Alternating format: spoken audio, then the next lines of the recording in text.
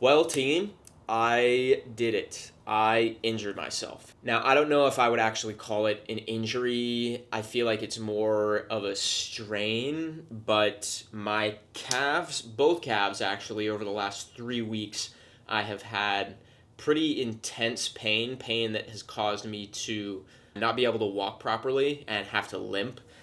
First, it was my right calf. Right when I got back from my trip to Austin a couple weeks ago, my right calf was just locked up super tight. Could barely support my weight for a few days. So that was an issue. And the right calf is still a little tender, but nowhere near as tender as my left calf. Week before last, I logged about 26 miles, and my last run, which was Sunday, which is 6 days ago now, it was supposed to be a 10 miler, ended up being an 8 miler, and I walked the last two because I just had such sharp pain in my left calf, pain in my lower calf, my soleus, my Achilles area, and in my ankle as well. So I walked those 2 miles. It's like super frustrating.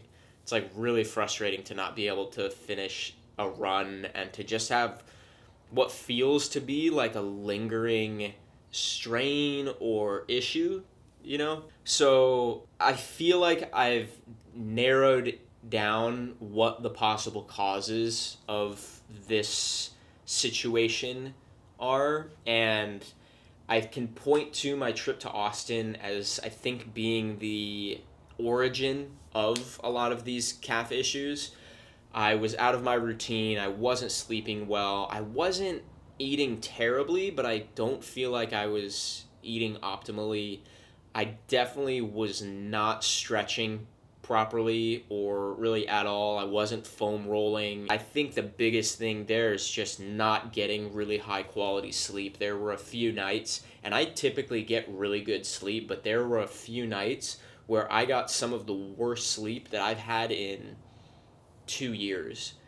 So, sleep obviously incredibly important for recovery because while I was in Austin, I was still beating my body up. I was still exercising and lifting every other day and then still running every day with like maybe a single day break in between. I was there for like 10 days, so I was definitely active for the majority of it, and the level of recovery that I did during that period was nowhere near what I needed for the level of activity that I was doing. So sleep and stretching and foam rolling are so incredibly important.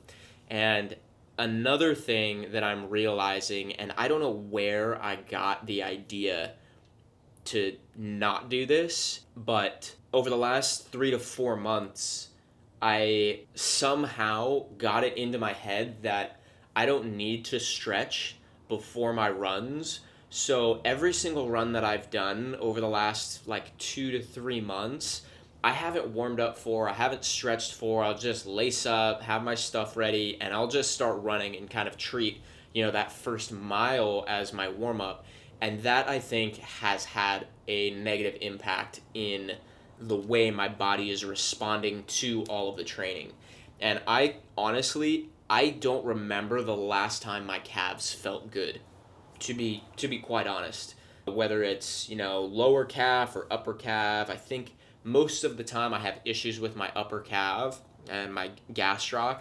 So I definitely think that there are some like maybe compensation issues. And again, I'm not a physiotherapist. I've never taken a kinesthesiology class at all in college or anything like that. I go purely off vibes for a lot of things. But it makes sense to me that there's some sort of compensation happening, or like a muscle imbalance where, my soleus is not strong enough, so my gastroc is having to pick up a lot of the burden while running. So I definitely think there is some strength training that needs to be done on, my calves. I think a lot of people probably neglect their calves when weight training, myself included. But yeah, I'm kind of frustrated. Not kind of, I am frustrated. Like, I want to run and I want to walk properly. And for the last 7 days, I literally have not been able to do that, which is such a bummer. I think there is a silver lining to having these lingering calf problems because it's my body communicating something to me, right? Like anytime there's an issue with the body is it's going to tell you, it's going to communicate like, hey, fire alarm is going off here, like something is wrong.